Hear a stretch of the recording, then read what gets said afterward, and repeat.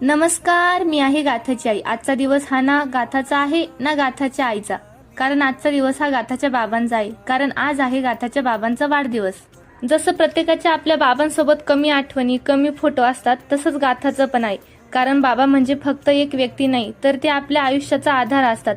आपलं प्रत्येक स्वप्न पूर्ण व्हावं यासाठी तेच मेहनत करणारे असतात, आणि म्हणूनच त्यांच्यासोबत आपल्या आठवणी ह्या पण कमी असतात। गाथाचं पण तसंच आहे। कधी कधी तर गाथा झोपलेलीच असते, तेव्हाच तिचे बाबा ऑफिसला जातात।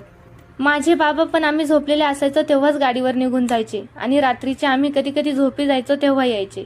गाथा मोठी होऊन कदाचित हे सगळं विसरेल, पण तिच्या आयुष्यात गाथाच्या बाबांची जागा ही कधीच कोणीच घेऊ शकणार नाही।